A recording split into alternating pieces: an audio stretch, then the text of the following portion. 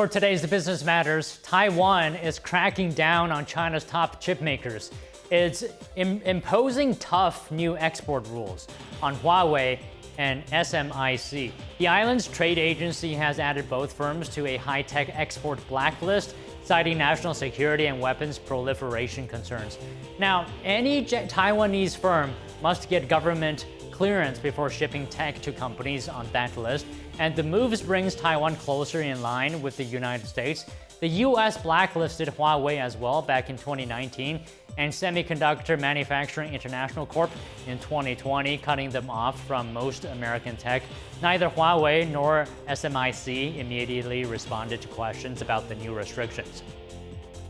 And as the conflict between Israel and Iran intensifies, experts say Americans could feel it at the pump. An analyst for GasBuddy predicts prices could rise more than 30 cents a gallon by 4th of July. That's according to GasBuddy, and this is due to the skyrocketing cost of oil. Some oil infrastructure appears damaged as the two sides exchange strikes. Haifa is home to Israel's largest refinery, and it was a target overnight. Iran is one of the top oil producers in the world, and experts are saying that gas prices would rise much more if Iran stemmed the flow of oil through the Strait of Hormuz. Meanwhile, an Air India Boeing Dreamliner bound for New Delhi returned back to Hong Kong today. Shortly after takeoff, the airline said that it suspected a technical issue. According to AirNav Radar, Air India Flight 315 took off from Hong Kong shortly after noon. The flight tracking website showed the aircraft reached an altitude of 22,000 feet before descending. The plane is the same Boeing model that went down last week. Thursday's crash has heaped additional pressure on Air India, which has been trying to revamp its fleet for some time. It marks another potential challenge for Boeing as well. The U.S. aircraft manufacturer continues to try to regain public trust following a series of safety and production crises in recent years. Now, a change in plans, shrinking budgets, and swelling travel costs are just a couple of reasons Americans are scaling back their summer plans. Here are the details. A variety of factors are forcing Americans to adjust their summer itineraries. U.S. News has released its late May survey, which found that 72% of Americans have altered their summer travel plans in some way due to rising prices. A combined 20% plan to go into debt to fund their trips. Economists are warning that the declines in travel demand could be a red flag for the U.S. economy. Data from the Transportation Security Administration shows fewer flyers passed through U.S. airports in the past 90 days than during the same time last year, suggesting that more Americans are driving than flying. Data indicates this is partially due to recent crashes. About half surveyed said they were nervous about flying this year. The survey also found that more Americans are staying in the U.S. rather than traveling internationally. About half of those surveyed said the political climate makes them worried about how they could be received abroad. One tourism researcher says travel remains a priority for many people, but they're choosing cheaper options to make it happen. Two streamers are pooling their audiences. Amazon and Roku have announced a new partnership in internet television advertising.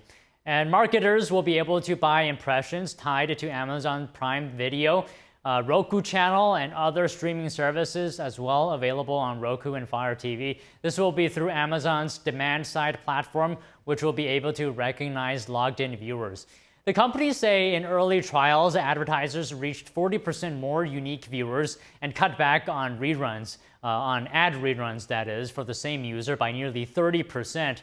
And both companies acknowledged that they're in rivals in some ways, but noted that they're each other's customers as well, meaning they have a strong business relationship. A decade since its acquisition, Meta is rolling out ads on WhatsApp. The social media giant announced that businesses will now be able to run ads on the chat platform. The ads will prompt users to interact with advertisers through its messaging system. Two separate ads from personal conversations, they will pop up under a user's updates tab. CEO Mark Zuckerberg said messaging between brands and customers should be the next pillar of its business. A direct flight from the U.S. to Greenland landed in the capital city of Nuuk Saturday evening. The flight from Newark, New Jersey marked the first direct passage to the Arctic island in nearly 20 years. Here are the details. Air Greenland started a flight route between the United States and Greenland in 2007. It was scrapped the following year due to cost. So excited. This is such an historic day, the first flight from the US to Greenland. I've been to Greenland before, but never this way round. I came the other way through Europe, so to be able to come straight is really amazing. United Airlines announced the flight in October. It was scheduled to take advantage of the new Nuuk airport, which opened in late November and features a large runway for bigger jets. Yeah, I mean, distance-wise, it's only like 4.5 hours. So by flight, you can get to Greenland faster than you can get to some parts of the United States. So I'm hoping that, that provides a lot of opportunity, and that we as two, independent state and nation use that, to benefit, both parties. I've wanted to come here for a very long time, and I'm happy to be here. I do hope that, we receive a warm reception from the locals. From those I've talked to already, it seems that they're excited to have us here, and so we're excited to be here and just be the best versions of ourselves. Before, travelers had to stop in Iceland or Denmark before flying to Greenland. Tourism is increasingly important in Greenland. More than 96,000 international passengers traveled through the country's airports in 2023. Charged up and ready for court, Duracell is suing Energizer over claims that Energizer Max outlasts Duracell Power Boost batteries. The company owned by Warren Buffett's Berkshire Hathaway is accusing Energizer of false advertising. Duracell claims that it has suffered irreparable harm and lost customer goodwill. Now, this isn't the first battery battle for the two. In 2019 and 2020, the two sued each other over performance claims and ads. Those cases were resolved and dismissed. An opioid settlement consensus, 55 U.S. states and territories are supporting a $7.4 billion settlement against drug maker Purdue Pharma and its owner, members of the Sackler family. They're accused of causing a nationwide opioid addiction crisis from their drug OxyContin. The CDC says more than 850,000 people have died from related overdoses since 1999. Payouts would start after the drug maker wins sufficient creditor support for its bankruptcy plan. And President Trump has approved the $14.9 billion bid for U.S. Steel, clearing a key hurdle in Nippon Steel's 18-month pursuit of the company. Administration officials have been providing additional insight into the golden share arrangement that the federal government made as a condition for the supporting deal. NTD's Sean Marshall has more. President Trump has approved Nippon Steel's $14.9 billion bid for U.S. Steel, making a partnership between U.S. Steel and Nippon Steel, the companies said in a release on Friday. The deal is contingent on an agreement with the Treasury Department addressing national security concerns. The agreement includes $11 billion in new investments in U.S. Steel by 2028, along with commitments on governance, production, and trade. Nippon Steel also confirms plans to acquire 100% of U.S. Steel's ordinary shares. The $14 billion figure is higher than what the companies disclosed on Friday when Trump created a pathway for the investment with an executive order based on the terms of the National Security Agreement being accepted. Lawmakers from Pennsylvania say the higher figure includes the cost of an electric arc furnace, a more modern steel mill that melts down scrap, which Nippon Steel wants to build in the U.S., bringing the total value of the deal to at least $28 billion. A senior analyst at Daiwa Securities said the investors have welcomed the resolution of uncertainty surrounding the deal. On Sunday, the United Steelworkers Union posted a letter raising questions about the deal forged by Trump, who during his run for the presidency had pledged to block Nippon Steel's acquisition of U.S. Steel. But Trump later expressed openness to an agreement, including the idea of a golden share to resolve national security concerns and protect American interests.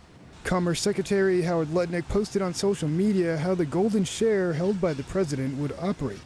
Trump's approval would be necessary before Nippon Steel could relocate U.S. Steel's headquarters from Pittsburgh, change the name of the company, or move production or jobs outside the United States. Based on the amount of control Trump exercises, he could be in the delicate position of negotiating the salary and benefits of unionized steelworkers going into midterm elections. Sean Marshall, NTD News. Is Meta entering sport mode? The social media giant and sports sunglasses maker Oakley are teasing a partnership. Meta's CTO posted a video that flashes both logos, while Oakley shared on Instagram that the next evolution is coming on June 20th. And that's this Friday. Meta launched its first smart glasses with Ray-Bans 4 years ago. Oakley and Ray-Ban are owned by the same parent company. Popular home goods retailer At Home has filed for bankruptcy. The Dallas-based company cites tariff increases and a slowdown in consumer spending as reasons for its Chapter 11 filing. At Home announced it has agreed to a deal with its lenders that will eliminate substantially all of its roughly $2 billion in debt. The agreement will provide fresh funding to keep most At Home stores open while it navigates the bankruptcy process. At Home has 260 stores across 40 states. Some locations could close. The Trump Organization announces a new mobile phone and cell phone service plan, and the phone will cost $499, and the plan pricing features presidential branding. With Trump Mobile, we're going to be introducing an entire package of products that people can come, they can get telemedicine on their phone for one flat monthly fee, roadside assistance in their cars, unlimited texting to 100 countries around the world, and we've partnered with some of the best to really bring something unique to the American people. I mean, the fact that all your customer service will be done in America. It's going to be done in St. Louis, Missouri. I hope I was allowed to give that out. And making phones in America, it's about time we bring products back to our great country. The T1 smartphone is set to launch in September. Advertising material shows it with a gold color and says it is made in the USA. An American flag is etched on the back, and the camera layout and form factor resemble an iPhone. The cost for the service plan is $47.45 per month, and this is, of course, a reference to President Trump's tenure as both the 47th and 45th president. According to the Trump Mobile website, customers are also offered the option to keep their current phones and switch onto the Trump Mobile service plan. The Trump Organization website says the phone is part of a licensing agreement and does not directly involve the Trump Organization in its production and distribution.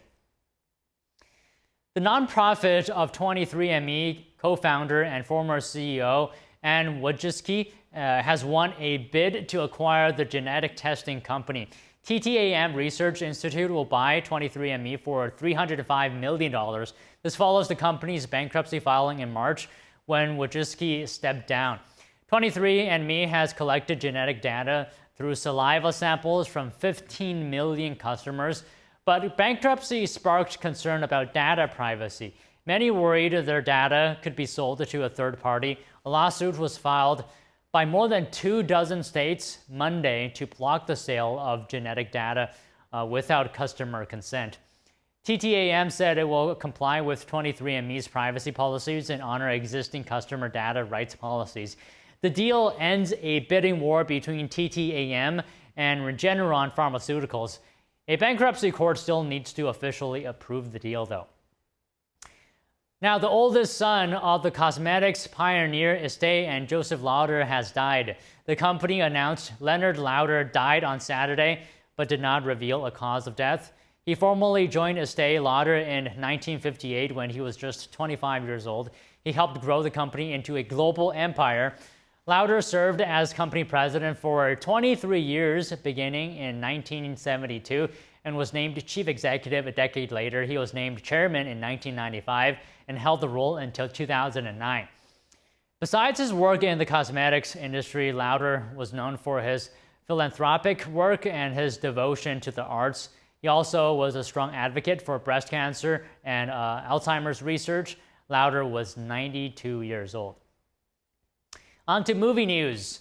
How to Train Your Dragon soared to the top of the North American box office in its opening weekend. It's a live-action version, actually, of the animated hit film. Here's more.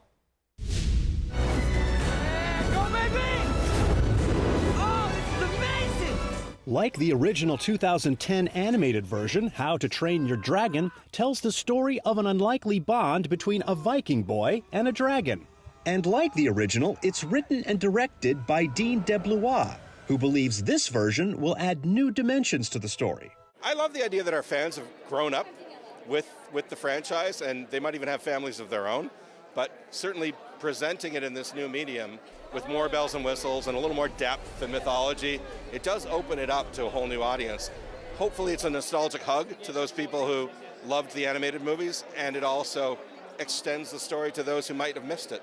A new young cast takes over roles from the voice actors of the animated trilogy. But one original is back. Gerard Butler returns as Stoic the Vast. We're all such huge fans of the animated movies, and so to see this person who is an embodiment of the animated movies was absolutely surreal. It's amazing. Butler found the live-action version a much bigger challenge. Let's face it, running around in a 100-pound Viking costume is exhausting work. It just took a bit of getting used to because you're wearing that 10, 12, 13 hours a day. And you're fighting, running upstairs, downstairs, and you're standing around in it. But it definitely really helped me feel and embody that amazing Viking that is Stoic. The reign of the dragons, that's right here, right now!